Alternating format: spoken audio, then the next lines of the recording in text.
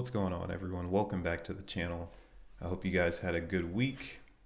Today we have some good news and we have some bad news. But most importantly, we have a good mic. And it sounds really good after a couple of minutes of fine tuning. I hope it sounds good for you guys as well. Now, starting off with the good news, this is a quote from Michael Saylor on his speculation about Apple getting into the crypto space. So I'll tell you guys what he means by this quote, and I'll also share my opinion about this quote as well. Scrolling down, Michael Saylor being bullish on Bitcoin is no news. In fact, he has often spoken about the digital assets potential to transform payments and become the future of property. However, in a recent interview with Dan Weisskopf, Saylor went Saylor went one step further. Here, Saylor touched upon Apple's potential to become the world's biggest and most profitable bank in the history of mankind through Bitcoin. So, the idea of Apple getting into the crypto space has always been a popular one due to their size. They're approximately 2.8 trillion in market cap. And the reason why they use terminology like this, like they would become the biggest bank, is because when you get into the crypto space, you can create your own currency. And with a company the size of Apple, you immediately have a small economy trading this crypto that you created back and forth, which governments do not like. You immediately become competition, whether you custody crypto for yourself or for others, or you just have a currency that you created to facilitate market buying on your platform. You're basically doing what a bank does. And that scares them a lot because they don't want to be blockbustered. And if any of you know what happened to Blockbuster, go ahead and put an F in the comments. The potential innovation that Apple can bring to the crypto space is about the same as Facebook. And I wanted to bring them up because they actually had their foot in the door and they got the door shut on their foot very quickly. So if you guys have not heard, they tried to launch a cryptocurrency called Libra Coin, and they received so much backlash from the CFTC and the IMF that they ultimately went back to the drawing boards and relaunched as now known Diem. And the reason why they got so much backlash is because they don't have the trust, they don't have the credibility. Facebook has faced multiple lawsuits about invading customers' privacy. And if we're being realistic here, Facebook has a lot of information on their users and they abuse it in such ways that if they had your location, what you buy, all of this advertising tracking, you're talking about things you look at every day, where you visit, what you buy, what you sell. And on top of that, they would also have access to what you hold financially. They know what your assets look like. That's just too much information for one corporation to have all by themselves. And the government realized that, and I'm not too sure they got too much backing from the people, but I would hope the people also realize that.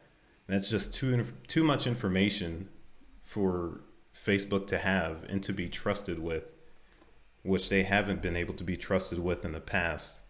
Now, looking further, if they were to release their own coin, they would spread like a wildfire because of the amount of users they have, just like I was saying Apple does.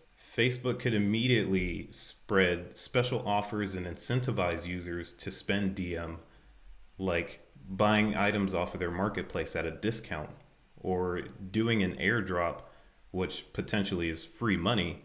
And who doesn't like free money? A lot of people would participate. And then as you're interacting with the Facebook website, you can buy, sell, trade these coins, these Diem coins that Facebook created, and you can get specialized discounts, which are really attractive to some users, and they like to see these kind of things. But overall, behind the scenes, I don't think they would realize how much information that Facebook would have on them. And when you have competition the size of Facebook, they are a force to be reckoned with. Whether we like it or not, they have the publicity, they have the money, they have the lawyers, And they have the technology, which they hired developers and created a crypto division to deploy this Diem coin, formerly known as Libra coin. But they know deep down that a fully decentralized Libra coin, such as Bitcoin, this is what they're trying to copy. They're trying to create a successful blockchain that the people can use, that's less transparent. Now, going back to Apple, they could do the same thing. Apple is used by millions of people in deploying a currency that can compete with the US dollar, whether they use it as a currency strictly traded on their blockchain to purchase Apple products, or they release it exclusively to the public to trade and create value that way.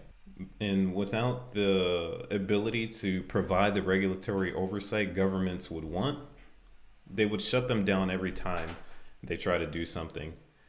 And all of these projects are focused on other tasks and problems.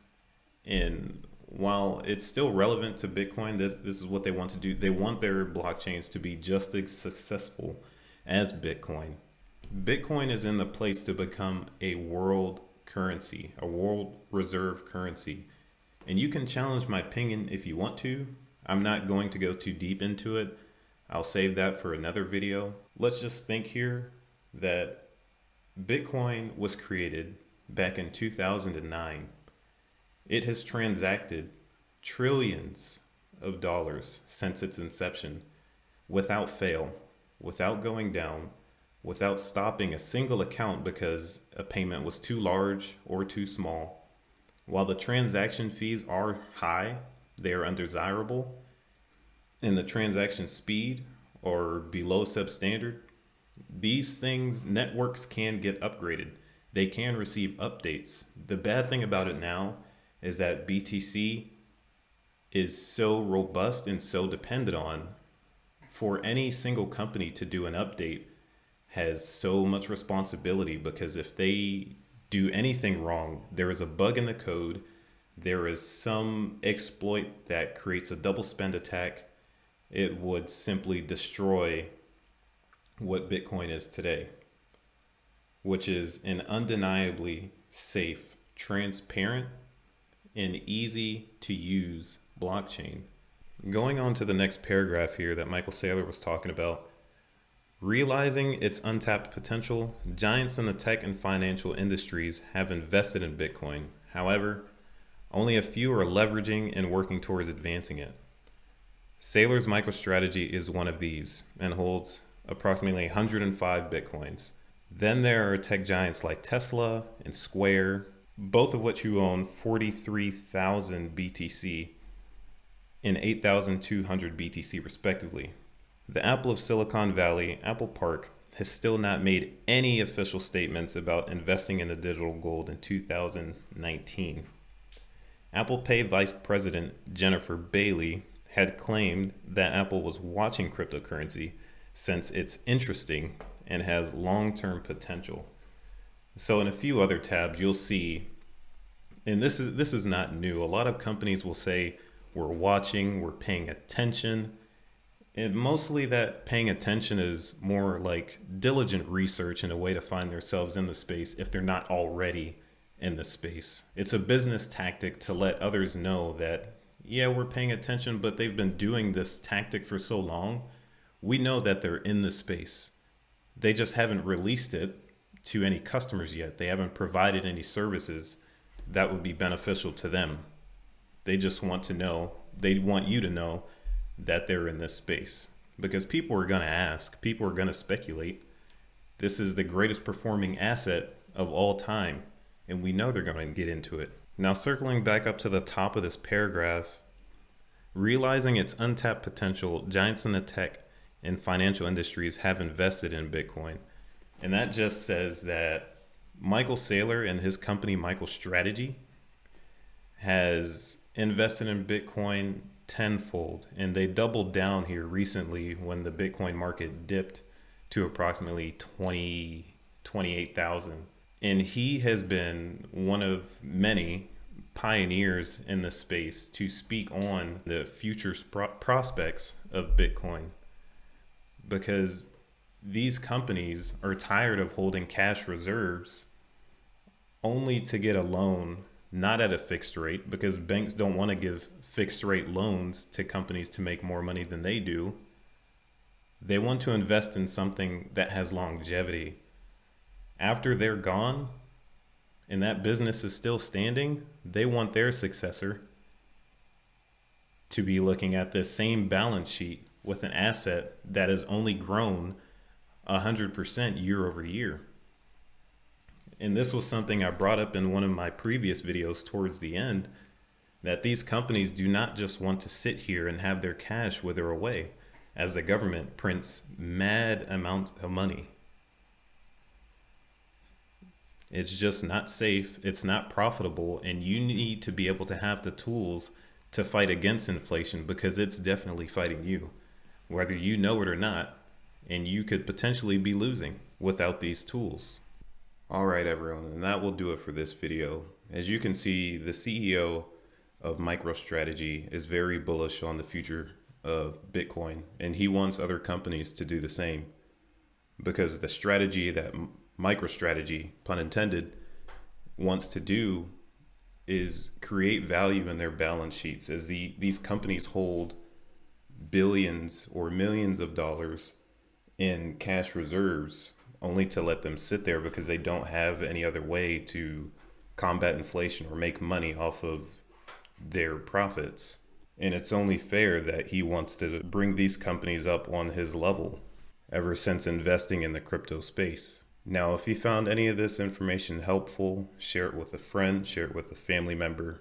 Once again, I do appreciate you. I do thank you. I will be making videos over the weekend. So that is it. Until next time, see you.